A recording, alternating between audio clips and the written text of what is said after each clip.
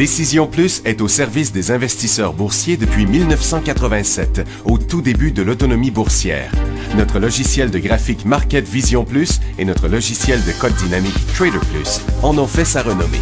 Nous sommes encore ici parce que nous évoluons sans cesse et que nous servons bien nos clients. Découvrez nos produits et services spécialement conçus pour l'investisseur actif et autonome dans la boutique Décision Plus. Le logiciel de graphique Market Vision Plus est en français. C'est le logiciel le plus utilisé par les investisseurs de chez nous. C'est lui que vous voyez dans le feu de l'action. Trouvez, classez et analysez plus facilement avec cet outil sans pareil pour suivre la bourse et prendre les meilleures décisions. Gardez vos titres à l'œil avec Market Vision Plus. Consultez la boutique Décision Plus pour en faire l'essai pendant 10 jours sans aucun frais, c'est garanti. Laissez-nous vous guider pour analyser la bourse et prendre vos décisions. Les analystes de Guru.tv feront tout le travail pour vous. De minute en minute, nous classons les titres selon leur situation technique. Nous révélons les signaux d'achat et de vente. Nous publions des recherches poussées et nous prodiguons des conseils en temps réel. Ça commence avant l'ouverture et ça se poursuit jusqu'à la fermeture des bourses. Profitez de chaque cycle boursier avec Guru.tv. Trader Plus, l'instrument du day trader. 50 cotes qui clignotent en même temps. Autant de listes que vous voulez. Graphiques à la seconde. De 3 à 30 graphiques. Des alarmes à volonté. Des listes de cotes préparées. Des modèles graphiques préparés. Prêts à faire feu. Achetez, vendez avec Trader Plus.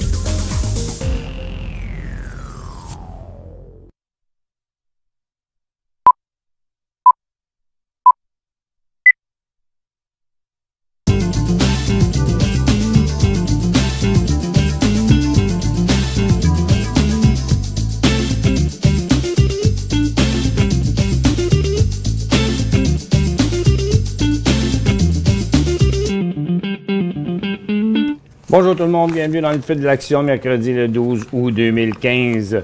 On est toujours en marché baissier. La Chine a repris encore à la baisse aujourd'hui. Le yuan qui continue sa baisse avec 4% de baisse en 2 jours. Et regardez ce qui se passe sur le dollar américain qui est en chute, qui a sauté quand même fortement à la baisse aujourd'hui. Donc, ce qui a contribué à faire continuer le mouvement des aurifères. Puis, c'est la seule chose qui monte sur le marché de... Ben, un petit peu les services aux collectivités, mais c'est moins important. Mais tous les autres secteurs sont en forte chute. Même les services financiers continuent encore à la baisse à cette heure-ci. Le TSX semble pas avoir fini. Mais je pense qu'on pourrait avoir atteint le creux de ce cycle-là sur le marché américain. On va regarder ça ensemble. Du côté du Hang Seng, la production industrielle était en hausse de 6 %, mais avant c'était 6,5 %. Les ventes au détail en hausse de 10,5 % en ligne avec les estimations. Le yuan, comme je disais, baisse de 4 % en 2 jours. On a quelques nouvelles qu'on va attaquer tout de suite. Alibaba qui est en forte chute aujourd'hui.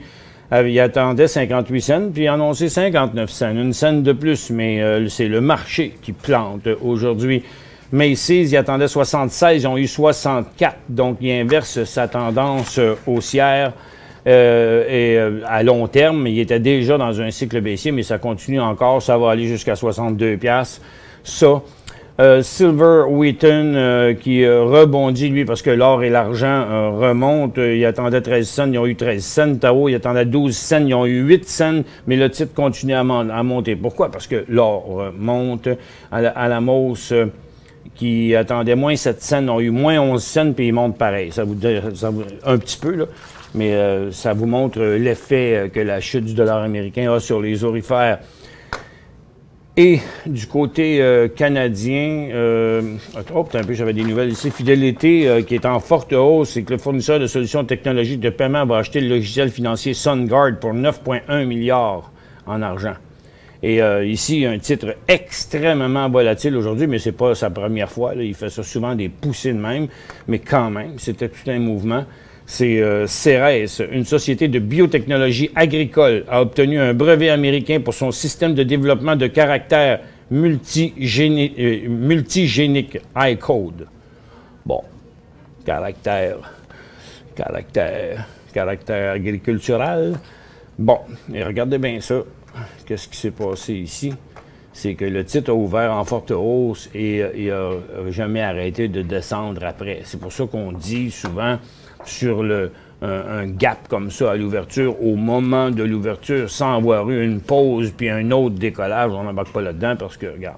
Mais je pense que, étant donné qu'ils ont l'air d'être une grosse affaire, puis que malgré un marché en baisse de 1,2 sur le Dow Jones, 1,2 aussi sur le Nasdaq, c'est que ça reste quand même une grosse performance. Et je pense que ce titre-là doit continuer à être surveillé. Pour les day traders, peut avoir un bel intérêt. Pour un swing trader, c'est peut-être un peu trop volatile.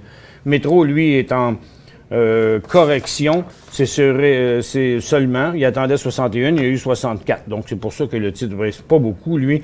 Lucas Diamond, 2 cents à 2 cents, mais le titre est en baisse. Yellow, 62 cents, le titre brise son support. Et Alex Cathédrale, OK, Énergie, il attendait moins 14, puis ils ont eu moins 2. Le titre était un peu en hausse, contrairement aux autres titres. Air Canada, lui, est en chute. Il attendait 92 cents et ils ont eu 65 cents. Donc, par rapport aux attentes, le titre, me semble, aurait dû chuter plus que ça. Ils ont eu juste 3 % d'augmentation des revenus. Payson System menace de traverser son support. Il attendait moins 6 cents. Ils ont moins 11 cents. Puis Sonopta, 14 cents à 8 cents. Le titre est en chute. Toute chute aujourd'hui. L'Automation Tooling System qui est en grosse chute aussi de 18 cents à 14 cents. Donc, on voit quand même beaucoup de résultats financiers négatifs. Puis Biosend rebondit un peu. Il attendait... on ne sait pas combien, mais ils ont eu 13 cents. Kirkland annonce une production aurifère record, donc ça vient aider aussi parce que l'or est en forte hausse. Et puis, that's it, c'est tout ce qu'on avait là pour les nouvelles. Maintenant, on va attaquer ça du côté technique. Regardons d'abord les graphiques quotidiens. Le marché de Nasdaq a atteint sa ligne de tendance haussière. C'est passé les 4900 que Nasdaq entrerait en marché baissier. Mais maintenant, à l'approche de cette zone de support-là, ici, que je vais retracer parce que c'est un peu barbouillé, le support est vraiment ici, mais la ligne de tendance, elle est là. Donc, dans cette zone-là, il est fort possible qu'on ait déjà atteint le creux du couloir qui pourrait provoquer un rebond, là, parce qu'à un moment donné, ça devient, comme on appelle, en survendu, c'est qu'il y a épuisement des vendeurs. Le Dow Jones, finalement, rejoint presque, est à 100 points de l'objectif des 17 000. Son support qu'on disait qu'il pouvait être atteint, c'était aux alentours de 17 000 ici. Et là, de toute évidence, si vous voyez la ligne de tendance qui est là, donc on aurait rejoint encore une fois un creux qui pourrait provoquer un certain rebond. Donc, on a plus que 400 points de baisse là en 2 jours dans un couloir baissier, mais c'est ça qui se passe depuis des mois. Donc, on peut niaiser ici une couple de jours, puis après ça, avoir un rebond. Mais en bas de ça, on tomberait en bear market, là, en marché baissier. Donc, ce support-là devrait être quelque chose qui va faire résister enlever un peu l'envie de vendre aux vendeurs et peut-être ramener un peu d'acheteurs dans le marché.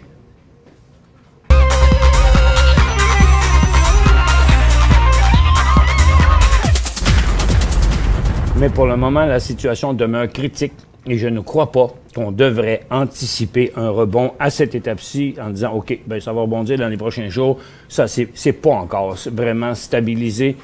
Donc, le SPY, lui, atteint aussi presque son support qui tomberait en marché baissier après ça. Et le SPTT, lui, continue en tendance baissière, mais aurait encore du chemin à faire. La raison pourquoi ça ne descend pas aussi vite ici, là, présentement, c'est à cause tout simplement de la hausse de l'or et de la hausse des aurifères qui est aussi présente dans la hausse des titres argentifères. Et puis, comme je disais tantôt, les services aux collectivités qui, eux, chutent pas.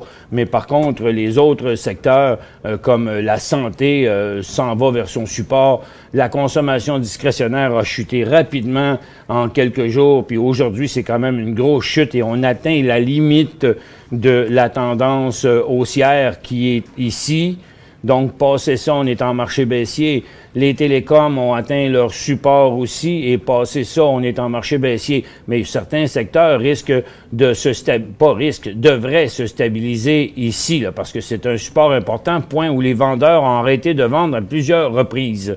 Donc, même chose dans les télécoms. La technologie aussi, on atteint le même, donc on a juste annulé le dernier cycle. On retombe au point où la dernière fois, les vendeurs ont arrêté de vendre, les acheteurs sont revenus. Donc, ça aussi, ça peut aider à provoquer un creux.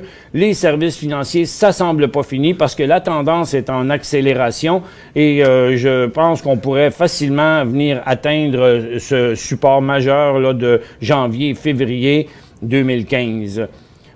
Et les industriels pourraient aussi se rendre au support. Ce sont les deux secteurs où il reste encore plus de place.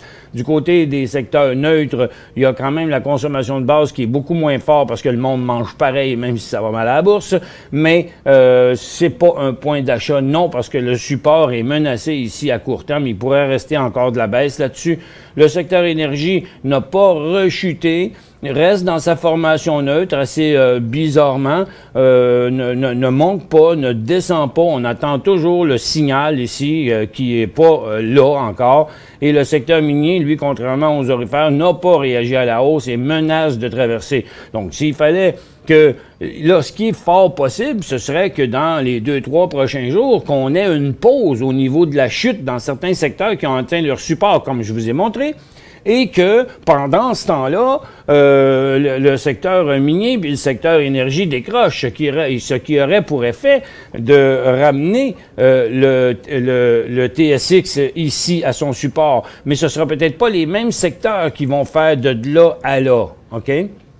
Puis ici, là-dessus, le dollar américain rebondit, puis les orifères se recorrigent, puis que ces secteurs-là continue à chuter, ça va faire que ça va avoir été en deux groupes, là, mais ça va avoir fait un cycle qui va s'être rendu jusque-là. J'espère que je ne vais pas trop mélanger.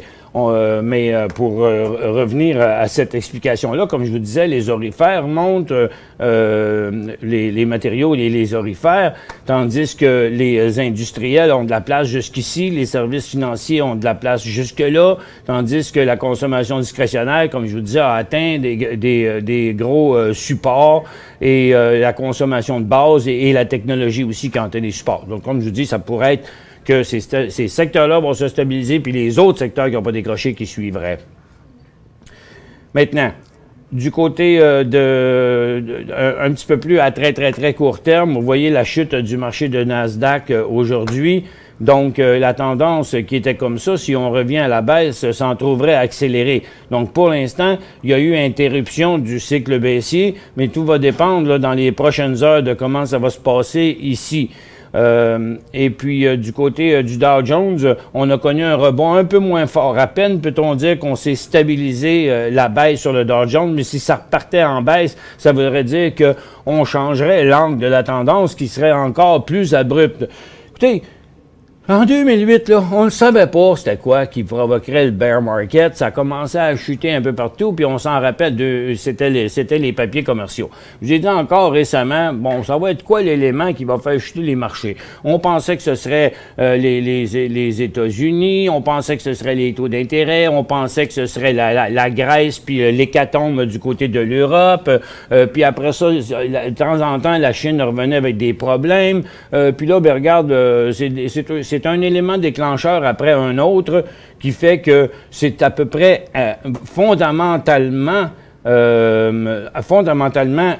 imprévisible qu'est-ce qui va sortir. Qui aurait dit la semaine passée là, que les Chinois dévalueraient le yuan par 2 bien, regarde, ça fait longtemps que les marchés auraient planté s'il y a quelqu'un qui savait ça. Mais n'empêche qu'on était déjà alignés dans des cycles baissiers. Il n'y avait rien de haussier dans cette affaire-là, à part que des rebonds. Puis quand ce dernier sommet-là s'est fait négativement comme ça, on a vu ici l'accélération. Donc, passer mon temps à dire, en tout cas, ne pas acheter à la hausse. La seule chose qui avait d'intéressant, c'était les affaires baissiers. Là, par contre, si on se met à acheter des fonds transigés en bourse, des FNB, là, à baissiers sur les secteurs qui baissent déjà depuis 2 jours, puis qui ont sur le marché qui a planté de 400 à 500 points, ben c'est pas winner. On peut se risquer de se faire pogner dans un rebond. Pour joindre Michel Carignan et son équipe par courriel, écrivez à michelcarignan@decisionplus.com.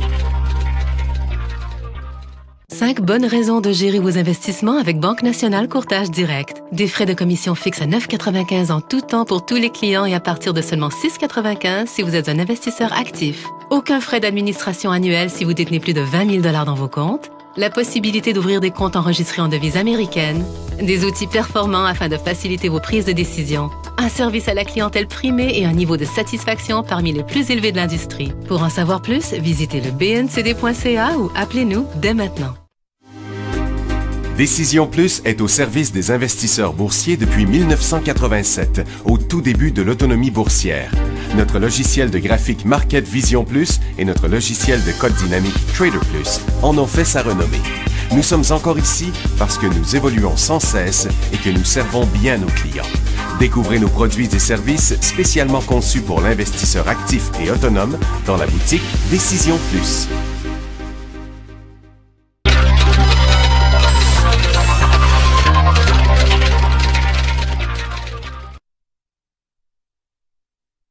Bon, pour l'instant, du côté des pétrolières, c'est pas fini parce que ça a parti en hausse ce matin avec la baisse du dollar américain, mais ça l'a avorté rapide. Et là, pour l'instant, on est sur le creux de 10h30, à peu près 11h, puis depuis 11h30, là, vous voyez, là, on est là exactement, là.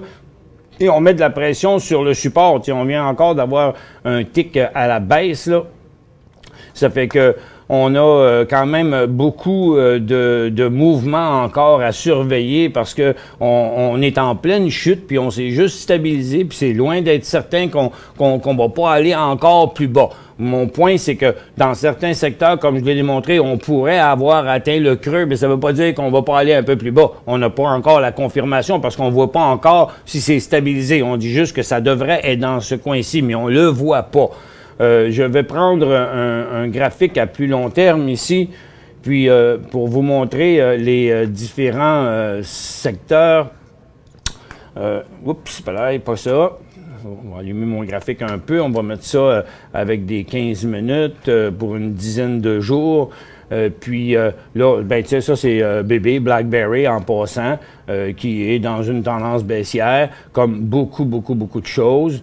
Je vais juste tasser ça un peu puis reprendre ça ici. De même. Comme ça. Ah, c'est ça, c'est l'autre phage qui est passé par là. Bon, il faut que je voie mes secteurs.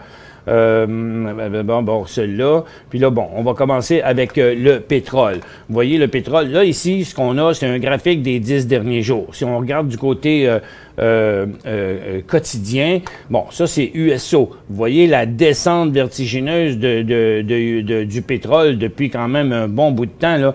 Ça descend depuis la Saint-Jean-Baptiste, là. Puis c'est encore à la baisse, en dessous des plus bas niveaux pour USO qu'on n'a pas vu, là. Ça fait qu'il n'y a pas rien qui montre que c'est arrêté. Donc, si je vous montre ici les 10 derniers jours, ça, là, ce mouvement-là, dans un graphique intra-séance, c'est ce que ça donne. Et puis là, on voit de manière très évidente que c'est à la baisse, mais on est dans une zone où les vendeurs ont presque été jusque-là, mais là, ils sont allés jusque-là, puis là, ils sont encore à côté jusque-là. Fait que si ça rebondit pas, puis ça creuse encore, ben on va aller encore faire un nouveau bas. On est encore à 43 $ sur le pétrole, là, présentement. UNG, lui, du côté du gaz, vient de traverser quand même une étape importante là, pour les derniers jours. Lui, il est en cycle haussier, en intra-séance. Du côté de son graphique, dans son graphique quotidien, vous voyez que le gaz s'en revient vers sa résistance, mais le potentiel n'est pas si grand parce qu'on a une grosse zone de résistance et ici aussi, on montre un essoufflement des acheteurs d'après le stochastique. Ça fait que c'est vraiment sous toute réserve là que c'est pas vraiment un beau point d'entrée. Ça n'a l'air ici, mais ça n'a pas l'air à cause de ça. Le potentiel à la hausse, il n'est pas très grand.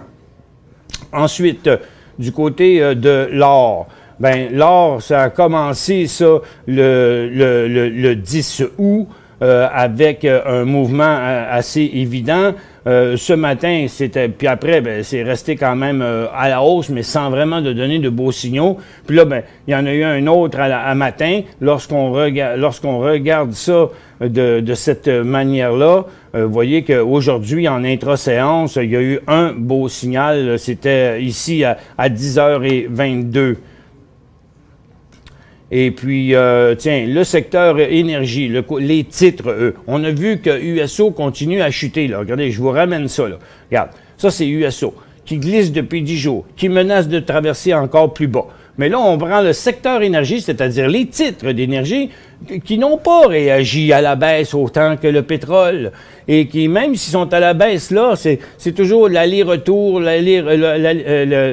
c'est-à-dire l'aller-retour, puis l'aller-retour.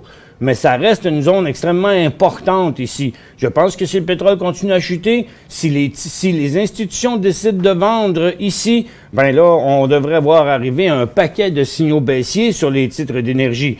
Pour démontrer ça, on va regarder les titres. Vous voyez dans le quotidien ici, ce qu'on voit dans le graphique intra-séance, là, toutes ces simagrées-là ici, qu'on voit sur 10 jours, mais sur le graphique quotidien, on l'a ici, sur un graphique de plusieurs mois. Donc, si ça chute ici en bas, c'est parce que certains titres, puis il y en a qui sont à la baisse, comme Enbridge aujourd'hui, c'est parce que des Canadian Natural Resources accéléreraient à la baisse, Payson traverserait son support, puis Husky, puis peut-être même Imperial Oil. Donc, c'est ça qui est à surveiller. Combien de ces titres-là, comme je vous l'ai dit hier, vont traverser ce point-là où les vendeurs ont arrêté de vendre, ce qui ramènerait le secteur plus bas, OK?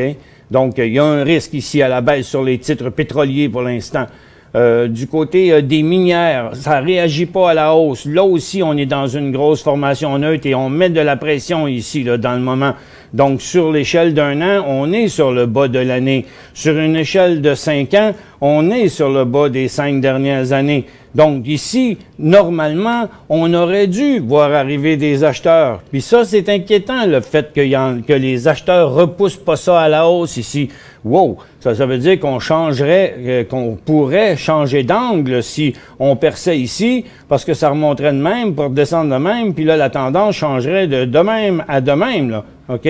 Donc, il y a un gros risque ici dans les minières. Donc, à ne pas embarquer là, dans ça. C'est vraiment risqué d'embarquer à cette étape-ci tant qu'on n'aura pas la conviction que c'est vraiment viré de bord sur le secteur minier. Donc, il y a un avertissement de possibilité à la baisse pour les titres pétroliers à ce qu'on peut voir parce que USO continue de descendre. Il y a un avertissement à la baisse sur les mines parce que les mines testent leur support puis il n'y a pas d'acheteurs à la porte. Et puis, le secteur aurifère, ben là, il a déjà trop monté. Si on n'a pas entré dans les signaux d'achat qu'il y a eu sur les titres quand ils ont fait 2 creux puis qu'ils ont reparti à la hausse, ben là, maintenant, le cycle est trop avancé. Puis c'est pas le temps d'embarquer là-dedans. Ceux qui sont embarqués dans les 2 derniers jours ou 3 derniers jours, ben c'est le temps de peser sur le piton.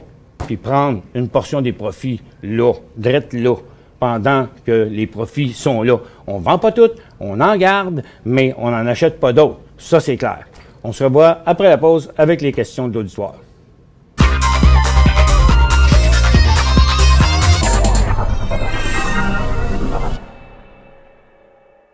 5 bonnes raisons de gérer vos investissements avec Banque Nationale Courtage Direct. Des frais de commission fixes à 9,95 en tout temps pour tous les clients et à partir de seulement 6,95 si vous êtes un investisseur actif. Aucun frais d'administration annuel si vous détenez plus de 20 000 $ dans vos comptes. La possibilité d'ouvrir des comptes enregistrés en devise américaine.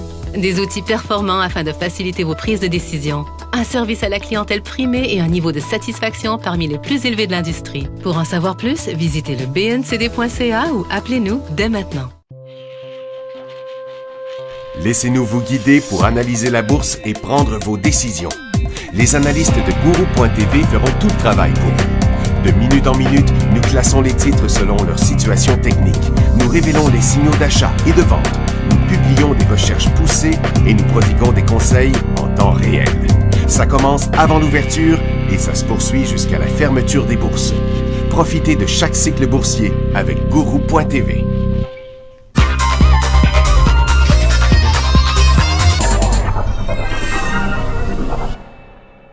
Bon, retour, mesdames et messieurs, on y va avec une première question ici. La Chine vient de baisser la valeur de sa monnaie. C'est quoi l'impact sur les métaux?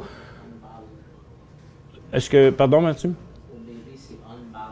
Ah, le unbalance volume, OK, c'est vrai. Pardon, Maxime me répondait à une question. Regarde, sur les métaux, ça dépend des métaux. Vous parlez des métaux ou des métaux précieux, là, mais si on vous prend à la lettre, sur les métaux, il n'y en a pas. Parce que les mines sont toujours à la baisse, puis menacent de décrocher. Pour ce qui est de l'or et de l'argent, c'est plus la baisse du dollar américain qui a un impact dessus pour l'instant. J'ai fait l'acquisition de 25 000 MBC. J'ai acheté ça quelque part ici. C'est MBAC Fertilizer, ça. À 4 cents. Puis là, il vaut 4,5 cents. Mais, écoutez, faut pas se le cacher, là. On le voit par le graphique, là, que ça va pas bien. Ça va pas bien dans la compagnie. Mais si vous pouvez aussi voir qu'à long terme, on a atteint le plancher. Mais le plancher qui est sur le bord de l'arrêt cardiaque, là, hein, ça n'a pas l'air de... En tout cas, si votre graphique de santé était de même, ça filerait pas fort. Et puis, donc, à court terme, ici, là, je vais vous mettre une flèche pour vous montrer que, là, regarde ce que je pointe ici, là. Dans mon graphique quotidien, vous voyez, là, la flèche, là, ça fait que on vient d'en haut, là, on est en bas, là, à 4 cents. Là, pour l'instant, il y a un gros support à 2,5 cents. Ça fait que, regarde, vous avez le choix. C'est quoi le BDNAS là-dessus? 4 cents, 4 cents et demi dans le moment. 419 000 lots demandés à 4 cents, puis il y en a à vendre 307 000 à 4,5. Ça fait que vous pourriez avoir 4 cents pour, vous avez eu 4 cents pour, si vous passiez un trade au marché là, vous pourriez flusher. Bon, ou bien vous la gardez, puis s'il part par en bas, vous perdez tout. Parce qu'il va crever, hein, c'est clair. À 2 cents, là, quand ils sont à 0, il n'y a plus de vie. Fait que là, dans le moment, là, il reste un peu il y a moyen que la plante repousse, là, mais elle est presque morte, OK? Fait que, ou bien vous restez là, puis dites, OK, moi, j'essaye le tout pour le tout avec ce que j'ai là, parce que si ça remonte à 12 cents, il va faire du 200 Il va enlever votre 4 cents, mais il reste, même qu'il va rester, oui, c'est ça, il va rester 8 cents de profit. Est-ce que ça va y aller? Bon, ils l'ont fait ici. Il y a eu un gros paquet de volumes. Puis là, après ça, il y a eu des volumes sur la baisse aussi. Donc, probablement que ce qui s'est passé, ça a comme tout perdu son effet. Est-ce que ça va revenir ou pas? Regarde ça. Puis, dans le moment, ça, à 2 cents, c'est pas un support aussi solide que ben des stocks. Là. On est à 2 cents, c'est parce qu'on est proche de la mort. Fait que le risque est quand même très élevé. Mais ici, c'est comme une machine de l'Auto-Québec. Tu tires sur le bras, puis tu espères que le bon chiffre va sortir. PHM... Pulte Group demande Phil, il y a une couple de jours, il aurait pu l'air être intéressant, il aurait l'air intéressant parce qu'il aurait pu traverser une résistance importante ici et inverser sa tendance baissière à très court terme, mais reprendre sa tendance haussière à long terme, ça s'est pas fait, mais vous considérez que le marché de New York aujourd'hui est en chute de 1,4 de 238 points après une baisse similaire hier, puis que ce titre-là montait hier, puis se corrige rien qu'un petit peu aujourd'hui. Premièrement, si on l'a, on le garde parce que le titre démontre vraiment de la force à résister comme ça, mais il deviendra un achat au-dessus de 21 piastres s'il s'en va pas plus bas. AAO, que faire? Ah, c'était AAO, je pensais que c'était AVO. Bon, AAO. C'est Augusta Industries, ça, à 8 cents, il est à 5 cents. La tendance est encore haussière. C'est le dernier cycle qui s'est annulé. Son angle reste toujours comme ça. En bas de ça, à 4 cents puis à 3 cents, c'est un signal de vente. Puis parce que, regardez, ce qu'il faut considérer, c'est que ces titres-là ne bougeaient pas depuis des mois, puis maintenant, il y a des volumes un peu réguliers dessus. Donc, on voit qu'il se passe quelque chose. Je ne sais pas qu'est-ce qui se passe. C'est une compagnie qui est très volatile depuis longtemps, mais depuis une couple d'années, elle est beaucoup plus active. Donc, je pense que les chances sont un petit peu plus fortes ici de voir le titre redécoller, parce que dans ces derniers temps, vous voyez, le volume est à 0. Ce qui se passe sur le marché n'a pas l'air d'avoir ben d'influence dessus. Je pense qu'il faut être un petit peu plus patient ici de ce côté-là. Ben AVO, je l'avais, AVO, finalement. AVO, c'est à Vigilon. Temps d'entrée dans AVO à Vigilon. Ben écoutez, il y a un super support, OK? Les vendeurs ont arrêté ici en décembre, en janvier, en mai, en juillet et puis en août. Le problème, c'est que là, il n'y a pas d'acheteur qui fait remonter ça. C'est une tendance baissière, formation triangulaire négative. Si on saute en bas ici, ben c'est parce que il y a du monde qui vont pogner panique, qui vont avoir peur puis qui vont flusher. Donc, au point où d'habitude, les acheteurs embarquaient ici, ben là, ils n'embarquent pas. Fait que en bas de 15, si vous voulez l'acheter là, faites-le, mais en bas de 15$, c'est un signal de vente. Comment interpréter l'indice au BV, On Balance Volume? Ah ben là, on embarque dans un cours, là, puis on pourra pas faire ça réel à l'émission, ça va être bien trop long. TCK.B, c'est Tech Resources, achat 10 et 16 lundi, le 10. Bon, OK, vous êtes entré juste dans le pic oups, c'est fini déjà. Ça a passé vite. On va essayer de finir avec celle-là. Donc, vous avez 10 et 16, là, vous avez acheté ça direct là, sur la pitoune. Ben, ici, je peux pas vous dire autre chose qu'à 9$, si le titre touchait les 9$ en descendant par en bas, je pense que ça serait mieux de prendre une perte à court terme, quitte à vous reprendre plus tard. Ça veut dire que le secteur serait en décrochage. Merci tout le monde d'avoir été avec nous. On se retrouve demain dans le feu de l'action à 11h30.